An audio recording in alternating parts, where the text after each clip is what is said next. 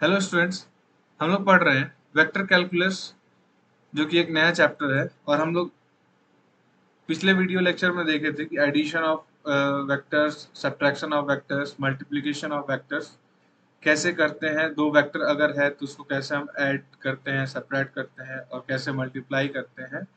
तो मैंने बोला था कि हम लोग नेक्स्ट वीडियो लेक्चर में देखेंगे कि कुछ रूल्स होता है स्केलर प्रोडक्ट के, कुछ रूल्स होता है क्रॉस प्रोडक्ट्स का।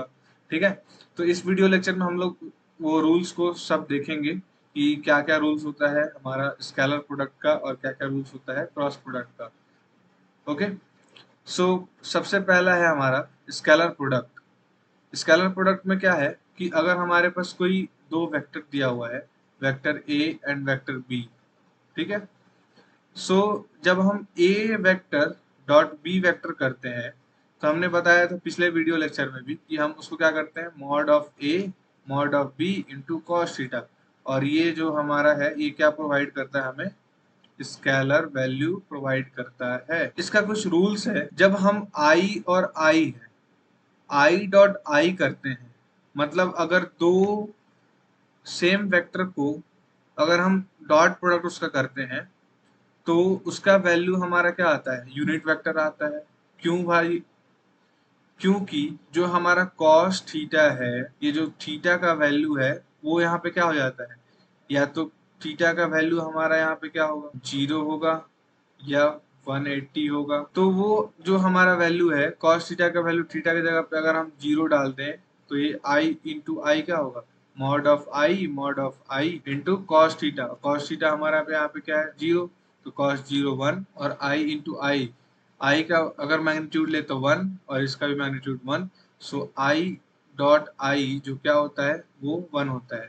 उसी तरह से जब हम आई डॉट जे करते हैं या के डॉट के करते हैं, सो उसका वैल्यू हमारा क्या आता है, 1 आता है। ओके, मतलब ये हमको याद रखना है कि दो अगर सेम वेक्टर का साइड हो, मतलब आई क्रॉस आई डॉट आई हो, आई जे डॉट जे हो और के डॉट के हो, सेम अगर हो तो उसका जो वैल्यू होता है, उसका मैग्नीट्यूड होता है वो क्या होता है, 1 होता है। और अगर डिफरेंट हो, डिफरेंट इन द केस कि आई डॉट जे हो, जे डॉट के हो या के डॉट आई हो, उसका वैल्यू क्या होगा, हमेशा 0 होगा। क्यों भाई 0 होगा? क्योंकि जब हम कोई वेक्टर लेंगे, मान लेते हैं ये एक्स है और ये वाई है, तो ये एक वेक्टर मान लेते हैं, ए ए वेक्टर इधर है, बी वेक्टर इधर है, तो cos theta i dot j है। आई डॉट जे मतलब कि ये हो जाएगा आई और ये हो जाएगा जे। इन दोनों के बीच में हमारा क्या है, एंगल 90 डिग्री। तो कॉस थीटा का वैल्यू क्या हो जाएगा, थीटा बराबर 90 डिग्री होगा। सो आई डॉट जे अगर करते हैं, इन दोनों के बीच में भी 90 डिग्री और इन दोनों के बीच में भी 90 डिग्री, या तो इन दोनों के बीच का इंटू कॉस थीटा होगा, यानी आई डॉट जे इंटू कॉस 90, और कॉस 90 होता है 0। सो इसका वैल्यू हमारा क्या आता है, 0।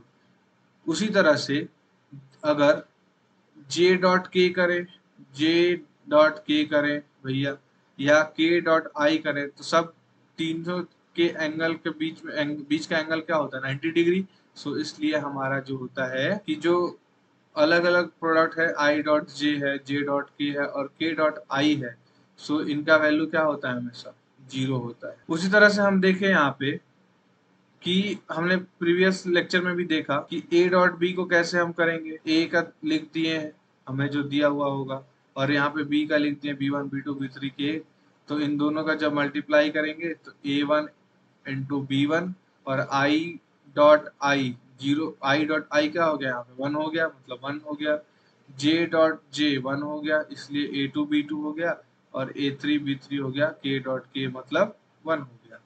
ओके, सो ये जो हमारा जो ये वैल्यू निकला और ये जो आंसर निकलेगा वो हमारा किस फॉर्म में निकला, स्केलर फॉर्म में निकला। उसी तरह से ये देख ले कि angle between A and B, अगर ए एंड बी के बीच में अगर एंगल निकालना हो भैया तो कैसे निकालेंगे, कॉस थीटा है तो कॉस थीटा बराबर ए डॉट बी कर लेंगे, ए वेक्टर डॉट बी वेक्टर, और डिवाइडेड में मॉड ऑफ ए वेक्टर का वैल्यू और इनटू में मॉड ऑफ बी वेक्टर का वैल्यू। सो स्केलर प्रोडक्ट में मैंने पिछले वीडियो लेक्चर में भी बताया था कि जो a डॉट बी होता है और b डॉट ए होता है दोनों एक दूसरे के बराबर होता है, मतलब कि इसमें कोई भी चेंज नहीं होगा, या a डॉट बी करो या b डॉट ए करो, वैल्यू सेम ही आएगा। अब देखते हैं हमारा क्रॉस प्रोडक्ट भैया। तो क्रॉस प्रोडक्ट क्या होता है, तो पिछले वीडियो लेक्चर में मैंने बता चुका है कि a अगर वेक्टर दिया हुआ है और b वेक्टर दिया हुआ है तो दोनों का जब हम क्रॉस प्रोडक्ट करते हैं तो इसमें कौन सा कंपोनेंट आता है भाई, तो साइन थीटा आता है। ठीक है, तो मतलब mod of a mod of b into sine theta, और ये जो n कैप है वो क्या है हमारा, वो है यूनिट वेक्टर। अब इस कंडीशन में जरा देख लो, डॉट प्रोडक्ट में क्या था हमारा कि i dot I J dot J के डॉट के 1 होता था, लेकिन इस कंडीशन में हमेशा अपोजिट होगा, मतलब इसमें आई क्रॉस आई, जे क्रॉस जे और के क्रॉस के हमेशा 0 होता है। आई क्रॉस आई या जे क्रॉस जे, तो मॉड ऑफ अगर आई क्रॉस आई कर दें तो इसका वैल्यू क्या आएगा, mod of I into sine theta, और थीटा की जगह यहाँ पे हम क्या रख दिए, 90 डिग्री रख दिए, तो आई इन मॉड आई मतलब 1 इंटू साइन, सॉरी थीटा की जगह पे हम यहाँ पे क्या रखेंगे, 0 डिग्री रखेंगे। ठीक है, मतलब दोनों का सेम होगा तो 0 डिग्री होगा, साइन 0 मतलब ये हो गया टोटल वैल्यू 0। सो इसी तरह जे क्रॉस जे करेंगे, के क्रॉस के करेंगे, तो तीनों का वैल्यू क्या आएगा हमारा, 0 वेक्टर आएगा। अब इस कंडीशन में क्रॉस प्रोडक्ट में जो हमारा वैल्यू रिजल्टेंट वैल्यू मिलता है वो हमें हमेशा किस फॉर्म में मिलता है, वेक्टर के फॉर्म में मिलता है। सो यहाँ पे हम कह सकते हैं कि resultant vector is also in the format of, मतलब इसका जो वेक्टर रिजल्टेंट निकलेगा वेक्टर, वो भी वेक्टर के फॉर्म में ही मिलेगा, जबकि हमारा डॉट प्रोडक्ट में क्या मिलता था, रिजल्टेंट स्केलर में मिलता था। सो मैंने बताया था, मैं आपको एक सर्कुलर फॉर्म में एक रूल बताऊंगा जिससे आप कभी भी कंफ्यूज ना होंगे कि हमें एंगल कौन सा लेना है, या कौन सा अगर डॉट क्रॉस प्रोडक्ट हम आई क्रॉस जे करते हैं तो उसका वैल्यू हमें कौन से फॉर्मेट में मिलेगा। ओके, सो पहले तो हम ये सर्कल बना ले, ये 1 2 3 एरो बना ले, ये ले लें आई, ये ले लें जे, और ये ले लेते हैं के। ठीक है, तो जब हम आई क्रॉस जे लेंगे तो हमें हमेशा मिलेगा इसका नेक्स्ट वैल्यू, मतलब के वेक्टर के फॉर्म में आंसर मिलेगा। ओके, जब हम जे क्रॉस के लेंगे तो ये हमें आई के फॉर्म में मिलेगा, और जब हम के क्रॉस आई करेंगे तो हमें किस फॉर्म मिलेगा, जे फॉर्म में। मतलब कि जो हमारा रिजल्टेंट वेक्टर मिलेगा, अगर हम आई क्रॉस जे करेंगे तो रिजल्टेंट वेक्टर के मिलेगा, और जब हम जे क्रॉस के करेंगे तो रिजल्टेंट वेक्टर आई मिलेगा, और जब हम के क्रॉस आई करेंगे तो रिजल्टेंट वेक्टर हमें क्या मिलेगा, जे मिलेगा। मतलब एक सर्कल के फॉर्म में ये चलता है रूल, तो इससे हमें कंफ्यूजन नहीं होगा कि हमारा जो रिजल्टेंट वेक्टर अगर पूछ दिया कि आई क्रॉस जे जो है, अगर हम उसका क्रॉस प्रोडक्ट करते हैं तो वो किस डायरेक्शन में उसका रिजल्टेंट हमको मिलेगा, तो ये फॉर्मूला से हम बता सकते हैं कि हमारा किस डायरेक्शन में आंसर मिलेगा। ओके, सो हमने देखा था कि डॉट प्रोडक्ट में जो होता है, पिछले वीडियो लेक्चर में मैंने बताया था कि ए क्रॉस बी जो होता है वो इक्वल नहीं होता है बी क्रॉस ए के। अगर हम ए क्रॉस बी करेंगे तो ये नॉट इक्वल टू होता है बी क्रॉस ए के। ओके, जबकि हमारा डॉट प्रोडक्ट में दोनों इक्वल होता था। सो इस कंडीशन में जो हमारा होता है ए क्रॉस बी वो इक्वल होता है किसके, minus of B cross A के इक्वल होता है। ठीक है, जो कि यहाँ पे मैंने हमारा दोनों वेक्टर ए और बी वेक्टर अगर एक दूसरे के पैरेलल है तो उस कंडीशन में उन दोनों का क्रॉस प्रोडक्ट जो होगा वो क्या होगा, 0। ये तो मैंने बता दिया था कि ए क्रॉस बी का जब हम क्रॉस प्रोडक्ट निकालते हैं तो वो निकालते हैं हम डिटर्मिनेंट के फॉर्म में, हम उसका वैल्यू निकालते हैं। अब हम देखते हैं कि हमारा स्केलर ट्रिपल प्रोडक्ट क्या होता है। ये बहुत ही इंपॉर्टेंट टॉपिक है, ये आप 11-12 में भी पढ़े होंगे। ठीक है, सो थोड़ा थोड़ा रिवाइज करा रहा हूँ मैं, ताकि आपका जो आगे आने वाला जो मेन टॉपिक है वो बेसिक वेक्टर कैलकुलस का, वो इन्हीं सब चीज़ों से रिलेटेड है एक दूसरे से, तो आप उसमें कंफ्यूज ना हो। स्केलर ट्रिपल प्रोडक्ट का मतलब होता है कि इसमें हमें 3 वेक्टर दिया जाएगा, और 3 वेक्टर दिया जाएगा मतलब कि जो ए वेक्टर है उनका तीनों कोऑर्डिनेट, बी वेक्टर तीनों कोऑर्डिनेट और सी वेक्टर का तीनों कोऑर्डिनेट दिया जाएगा। ठीक है, तो स्केलर ट्रिपल प्रोडक्ट ये कहता है कि a vector dot v b vector cross c vector, मतलब कहता है कि ए वेक्टर जो है dot B vector cross c vector बराबर होता है, इसको हम लिख सकते हैं ऐसा स्केलर ट्रिपल प्रोडक्ट को, ए बी सी ये बराबर होता है किसके, तीनों का जो कोफिशिएंट होता है आई जे के का, मतलब तीनों वेक्टर का जो कोफिशिएंट होगा उसका हम क्या लेते हैं, डिटर्मिनेंट लेते हैं। डायरेक्ट वैल्यू निकालना होगा तो क्या करेंगे, तो भाई A1 A2 A3 B1 B2 B3 C1 C2 C3 तीनों का जो डिटर्मिनेंट हम निकाल देंगे तो हमारा ये स्केलर ट्रिपल प्रोडक्ट हो जाएगा। इसको हम ऐसे वैल्यू निकालते हैं। अब ये क्या कहता है कि भैया कोई भी दो वेक्टर अगर इक्वल हो जाए तो उसका वैल्यू हमेशा क्या मिलेगा हमको, 0 मिलेगा। मतलब कि अगर स्केलर ट्रिपल प्रोडक्ट में अगर कोई भी दो वैल्यू, मतलब कोई भी दो वेक्टर अगर सेम मिल जाए तो डायरेक्ट आप ऑटोमेटिकली ये कह सकते हैं उसका जो स्केलर ट्रिपल प्रोडक्ट निकलेगा वो हमेशा 0 निकलेगा। प्रीवियस हम क्या पर अभी पढ़ रहे थे कि स्केलर ट्रिपल प्रोडक्ट, अगर स्केलर ट्रिपल प्रोडक्ट में एक और रूल है, ये रूल कहता है कि ए बी सी इसमें जो होगा अगर ये 0 होता है, अगर जो स्केलर ट्रिपल प्रोडक्ट अगर 0 होता है तो उसको हम कहेंगे कि ए वेक्टर बी वेक्टर और सी वेक्टर जो है वो क्या है, कोप्लानर है। सो अब है हमारा next topic vector triple product. अब हम पहले पढ़ रहे थे स्केलर ट्रिपल प्रोडक्ट और अब हम देखेंगे क्या, वेक्टर ट्रिपल प्रोडक्ट। तो वेक्टर ट्रिपल प्रोडक्ट कहता है कि अगर कोई भी वेक्टर ए होगा cross b cross c vector होगा वो इक्वल होगा किसके, तो ये इक्वल होगा a vector dot c vector into b vector minus a vector dot B vector into c vector. मतलब सिंपल सा ये है कहने का मतलब कि अगर एक वेक्टर क्रॉस और बी वेक्टर इन क्रॉस सी वेक्टर अगर एक साथ हो तो इसका अपोजिट हम इससे ले लें कि पहला और तीसरा मतलब ए वेक्टर और सी वेक्टर का डॉट प्रोडक्ट इंटू में बी वेक्टर माइनस में कर दो तो a vector into dot B vector और मल्टीप्लाई में सी वेक्टर। सो एक एग्जांपल हम देख लेते हैं इसका, यही वाला क्वेश्चन हम देख लेते हैं अभी सॉल्व करके देखेंगे। तो इसमें हमको फाइंड करना है भाई, फाइंड क्या करना है, तो हमें करना है फाइंड ए क्रॉस बी वेक्टर, फिर फाइंड करना है ए डॉट बी वेक्टर और फिर फाइंड करना है हमें ए बी सी और फाइंड करना है ए वेक्टर डॉट बी क्रॉस सी। मतलब ये चार चीज हमको फाइंड करना है। आप लोग इस वीडियो अगर आपको कॉन्सेप्ट समझ में आ गया होगा तो वीडियो को पॉज करें, वीडियो को पॉज करके आप ये क्वेश्चन को खुद से ट्राई करें। पहला हम निकालते हैं mod A vector into V vector. A vector क्या है हमारे पास, 2i minus 3j plus 4k cross i plus 4j minus 5k। So हमने बताया था क्रॉस प्रोडक्ट को हम हमेशा कैसे सॉल्व करते हैं, डिटर्मिनेंट के फॉर्म में। चलो भाई डिटर्मिनेंट के फॉर्म में लिख ले इसको। तो अब यहाँ पे क्या लिख ले हम, सबका कोफिशिएंट 2 माइनस 3 4। तो इसको जरा सॉल्व करते हैं हम लोग। तो सॉल्व कैसे करेंगे भाई, जब हम आई लेना है हमको तो आई को छोड़ दो और इन दोनों को मल्टीप्लाई और इन दोनों को मल्टीप्लाई कर दो।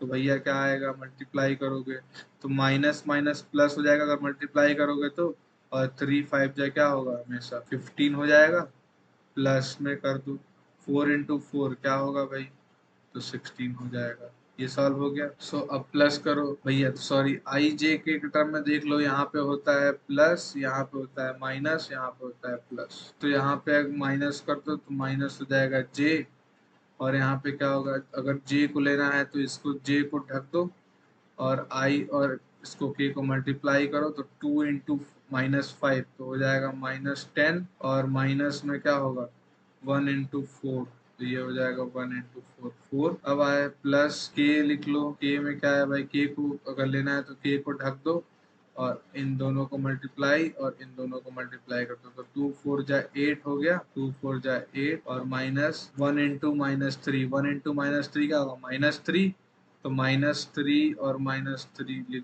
आप -3 डायरेक्ट भी कर सकते हो। इसको जब सॉल्व करोगे तो 15 माइनस 16 और इधर आएगा -10 -4 -14 और -14 इंटू यहाँ भी माइनस है तो माइनस माइनस प्लस माइनस ये है और यहाँ -14 है, माइनस माइनस प्लस हो जाएगा, प्लस में होगा हमेशा 14j और ये हो जाएगा 8 प्लस माइनस माइनस यहाँ प्लस, तो 8 प्लस 3 क्या होगा +11। अब ये 11 के ये निकल गया हमारा। अब हम देख ले नेक्स्ट क्वेश्चन हमारा क्या था। इसको अगर मॉड निकालना हो या मैग्नीट्यूड निकालना हो तो मैग्नीट्यूड हम कैसे निकालेंगे भैया, तीनों को अंडर स्क्वायर में प्लस कर दो यानी माइनस, ये वैल्यू कितनी आएगी भाई, √318 आएगी, तो ये हमारा निकल गया। अब हमको दूसरा क्या निकालना है भैया, दूसरा निकालना है मॉड निकालना है a.b निकालना है। तो a.b हम डायरेक्ट निकाल सकते हैं क्या, डायरेक्ट कैसे निकालेंगे, तो ये दिया हुआ है a वेक्टर और ये दिया हुआ है b वेक्टर। अब इन दोनों के बीच में अगर हमको डॉट लेना है तो भैया 2 इंटू 1 क्या हो जाएगा, 2 इंटू 1 मतलब ये है 2 और ये 1, 2 इंटू 1 2, अब क्या है फिर प्लस -3 इंटू 4 यानी क्या हो जाएगा -14, सॉरी 3 इंटू 4 हो जाएगा -12 और ये क्या हो जाएगा 4, यहाँ पे देखो ये 4 है और ये है 5, प्लस माइनस माइनस तो 5 इंटू 4 कितना हो जाएगा -20, 12 ये हो जाएगा माइनस माइनस प्लस तो 20 प्लस 30 32 प्लस 2 है तो हो जाएगा क्या -30 और ये मॉड है तो मॉड को हटाओगे तो ये क्या हो जाएगा 30 आंसर हो जाएगा।